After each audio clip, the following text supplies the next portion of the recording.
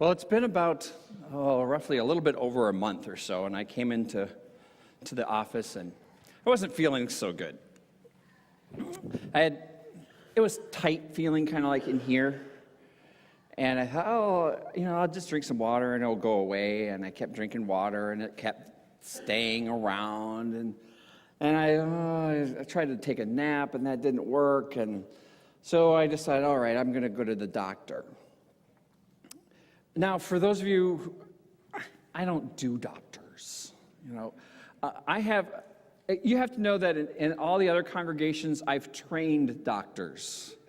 I've trained them to work with me. So, like I've trained them to, okay, if I do this, will you write me a prescription for 8 years or something like that?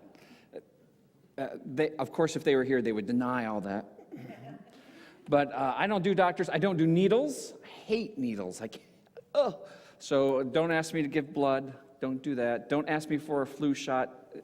I've never been pestered so much for a flu shot before I came here. Good. Our parish nurse, her name is Norma. Her office is right next to mine. And Randy, have you gotten that flu shot? No. She'll follow me with one of those syringes with a needle like this big, Flu shot. No, I'm not, no shots. I don't do shots. I don't do doctors. So if I go to a doctor, it means that it's bad. I feel so I'm going, all right, I wonder what this is. So I left. I just said to, Kathy was there and Kayla was there, I think, and I said, I'm going to the doctor. And they looked at each other, and then I left. Because I knew that if I said, I'm going to the emergency room, they go, let me drive, I'll call them. No. So I just knew it was better not to let them know. I also did let Sandy know I didn't want to worry her either or anything like that. And so I went to the emergency room, and I didn't know, because I don't do emergency rooms. I go to the emergency room and said, what's wrong with you? And I said, I think I might be having a heart attack. And I didn't know that they come right with us. Well, don't you want to ask me some other questions first? And I'll just say, oh, no, you don't have a heart attack. No, they don't do that. They said, come on back, and they hook you up and all that kind of stuff. And so I'm hooked up to this, the bunch of wires and all that kind of stuff. And they hooked them here. There was no activity. There was, and then, so then they take them all off, and they don't tell you nothing, right? So, okay, now what? And it's because I'm not feeling any different. It feels about the same. And they said, well, your EKG or whatever it's called, that's normal. I said, okay, well then, I'm done here. No, we want to take your blood. Oh, no. No. You don't get blood. He goes, well, of course you have your rights and so forth, but if you don't take your blood, we won't really know of you. No, I don't. All right, you get one chance. And so he got it. So I said, you're lucky, because I don't give second chances with this stuff. No double stabs. And so they go away, and I don't know. And then they haul you away to someplace else. And the long and short of it, friends, I didn't have a heart attack. It was gas. But you know what the doctor says? Oh, I've seen this many times where you had gas, and so we want to do some other checking around. Well, I said, no, I am leaving. No. So you have to sign all these papers that, let them off the hook and so forth. I am not staying here the whole night to find out what kind of gas I have. I could ask my wife. The other thing that they ask you is this. They start to ask you questions, personal questions like, tell me about your family. It's none of your business. No, is there a history of heart disease in your family? Is there a history of diabetes in your family? So they want to know my gene pool. And just like humans, they want to know what's wrong. Now I get that they're doctors and they're trying to diagnose and all that stuff, but I begin to think, you know what? Let me tell you about my gene pool. I am created in the image of God. Can you repeat that with me? I am created in the image of God. That's our gene pool. We have designer genes, and they come from the creator of all things. Now, I know that if you were here this summer, you knew, and we learned, and I brought it home many times about all the creation that God creates. Remember, God creates all kinds of stuff. The crown of creation is what or who? Oh, I see that you've forgotten over the summer.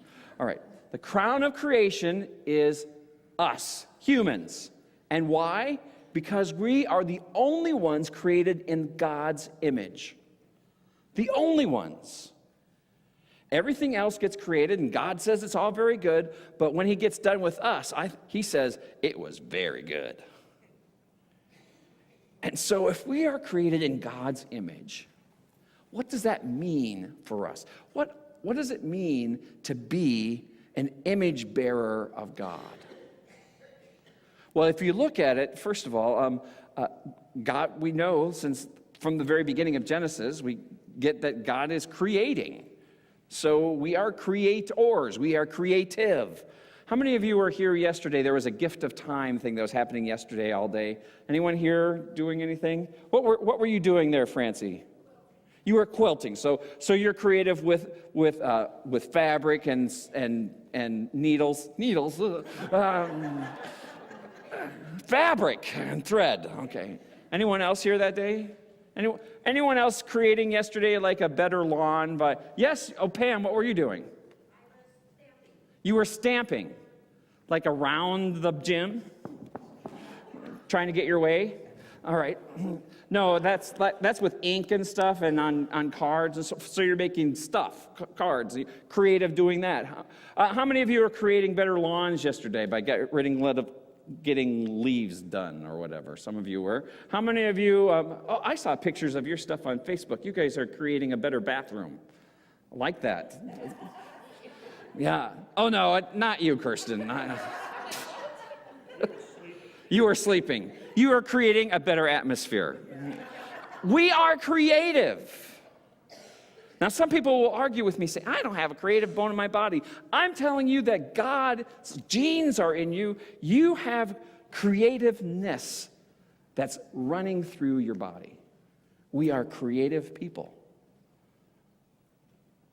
What else about God, the image of God? Well, I think that God is smart, right?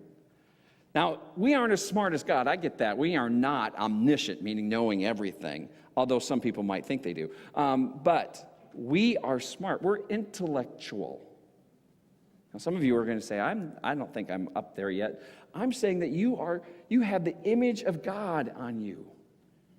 You have intelligence. Now, granted, some other creation has, but nobody has the kind of intelligence that humans do. Nobody. Nothing. What else do we have? Well, God. Well, let's look at this. So after every day that creation is done, so the 6 days, it ends like this. God saw it and he said it was good. God is emotional. God goes, that's so good. He delights. We also know that through Scripture there are times when he is angry. We also know that through Scripture there is time when he weeps, that he is grieving. We know through Scripture that when God goes, I don't want you to have anybody else in front of me. God is emotional. We are emotional. Some of you say, I wish I didn't have so much of that gene in me. But that's part of who we are. And we're all unique. Every single one of us are unique. That's better than snowflakes. Everybody has something different. And God is everlasting, right? Eternal. And from the moment that we are conceived, we are eternal. There is no more death for us. We live forever. And this part of what I thought that it really meant to be in the image of God was we have the ability to make decisions. We have the ability to say yes. We have the ability to say no. We have the ability to say, let's wait a while. If you'll notice as you read through the Bible that God makes those kinds of decisions all the time, and we are created in his image. We have free will, right? So we have the ability to say yes to God, we have the ability to say no to God, and we have the ability to say, why don't you wait a while, God? And God created us in his image. But I want us to take, at least today, I want you to think again about when Dana read to us that those few verses from the book of Genesis. So God's making all these things. He's making the cattle and making all the plants and so forth. And then, did you get who's naming all those things? We do. God says, I want you to have dominion over all of this creation. So God gives us things to do. He gives us work. But did you see, after he makes all those things, what he does? He says, they're yours.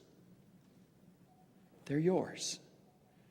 I am giving them to you, and you are to have dominion over them. That means rule. They are yours. They are yours to use. They are yours to use for yourselves. There are those to use for giving me glory, but they are yours to use. God is a giver. How many of you are already Christmas shopping? Some of you are. How many of you are Christmas shopping thinking about, this person will really, really like this? Right now, there's a gift that Sandy and I are, because our daughter has already given us her list. And there's a lot of things on that list, and there's things that I don't like giving. I mean, she asks for DVDs all the time, and I'm going, another DVD. I don't like that DVD. And then I'm reminded that, it's not for me, it's for her. And then I begin to think, if I gave this to her, she will have joy. When she opens that on Christmas, she'll go, wow, thank you. How did you know this is what I wanted? I don't know, Abby, the list. I have to tell you about it. You guys are going to stay a little bit later. Because anyway, there is a Christmas that Abby wrote this list, this wonderful list, and I don't know, there might have been one or two things that we got her, but most of the things that we got her weren't on her list. And I remember vividly that Christmas Eve. Because Abby she wasn't crying, but it was that kind of stuff. I said, what's wrong? I went to the bother of giving everything I wanted. And you know what that makes you feel as a giver? Like crap. But God knows what we want. And he gives it to us. Now, that's not to say there are things that we may want that God goes, not yet. And there are times that we go, and God will say, you aren't going to get that. So it helps me to go, okay, if we're created in the image of God, we're supposed to be creative. We know that we're going to live forever. We know we can make decisions. We know that we have emotions. And we know that we're called to be givers, but could you just give me, God, some kind of example? Could you just show me something that I would know what it means? What is that perfect example of being created in the image of God? What does that look like? And so God said this, yes, I can give that to you. There's a young lady. She lived in a pretty small town. And God came down to her in the form of an angel. Her name was Mary. And he said to Mary, Mary, I would like to give you something. It's an important gift. And it's not just for you, but will you carry it for me? And Mary said, oh, no, Mary didn't say that. That's not in the Bible. What we know Mary said is, yes, I am your handmaiden. So for 9 months, Mary carried this gift around in her. She was a little concerned. She goes, what will Joe say? God said, I'll talk to Joe. And so, that 9th month, Joe came up with this great idea. Mary, we're going to travel down to my hometown, Bethlehem, from Nazareth, because we need to go do our taxes. Now, can you imagine what your spouse would tell you if they said to you, yeah, I know that you are burdened, but we're going to go down the road and we're going to go deal with our taxes. So they travel down and they go to Bethlehem, and when they get to Bethlehem, Mary finds out that Joe hadn't made a reservation, so there's no room for them. And so they get stuck in a cave.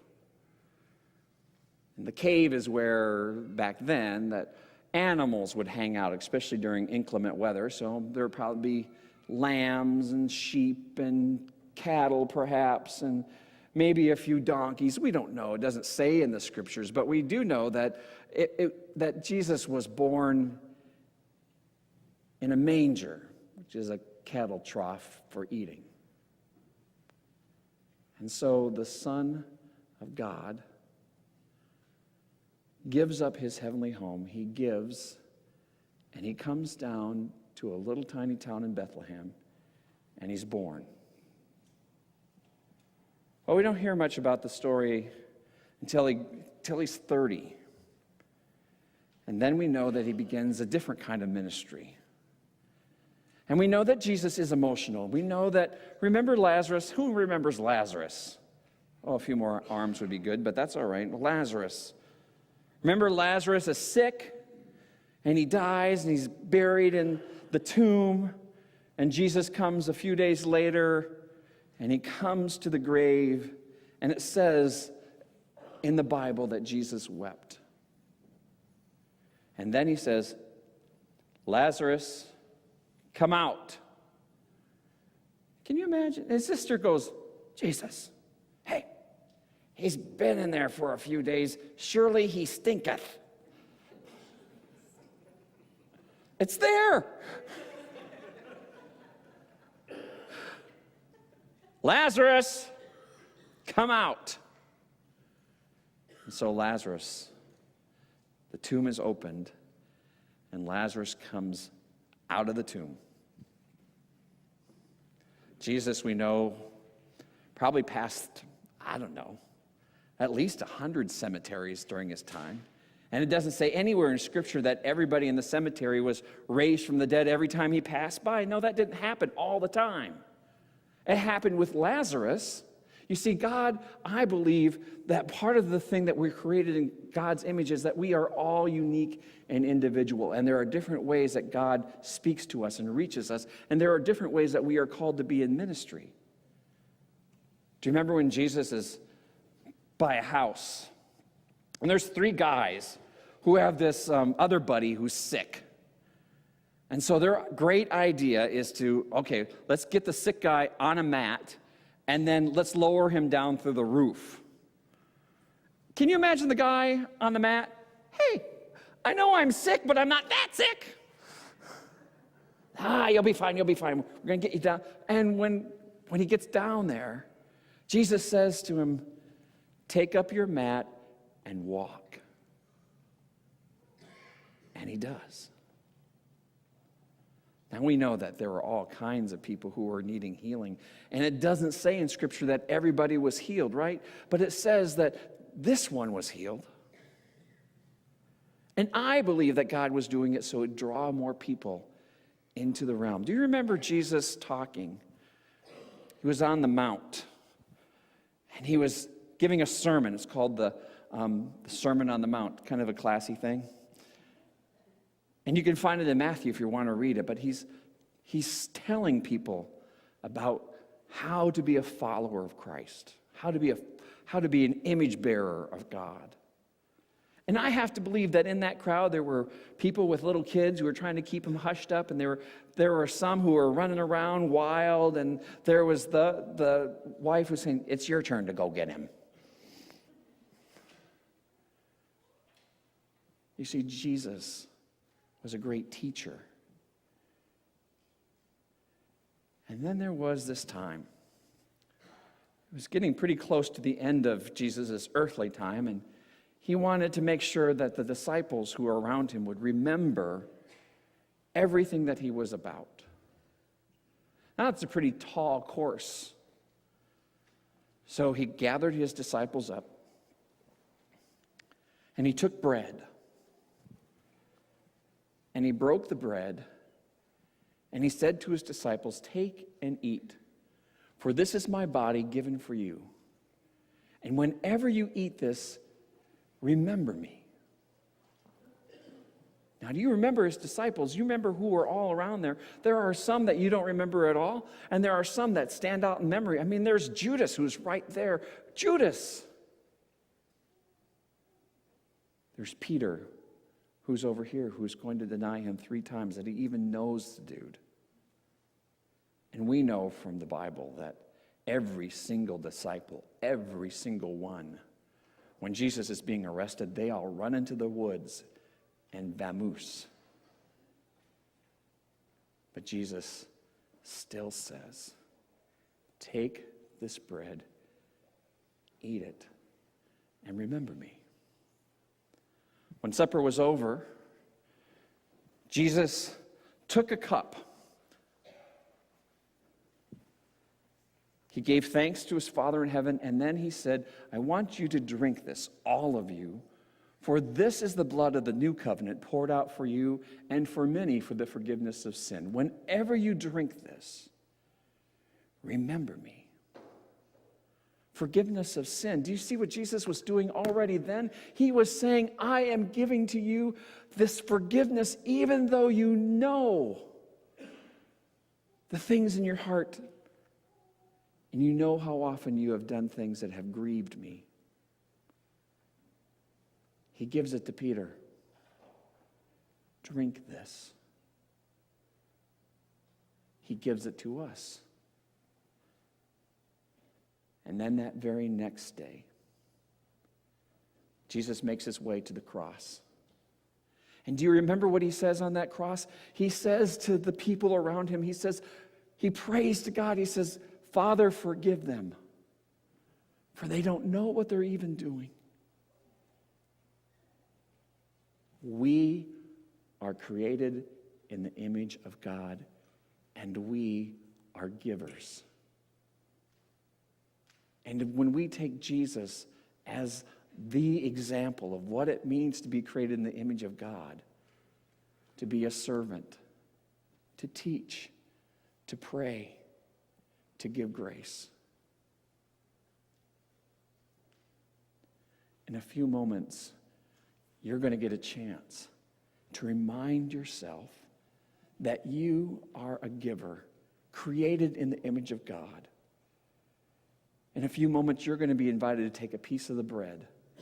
And I want you to, as you take that piece, to remember all those wonderful qualities that God has given to you. And then when you take that cup, I want you to remember his grace, that he forgives every single thing, every single sin. And he calls you to be a part of him.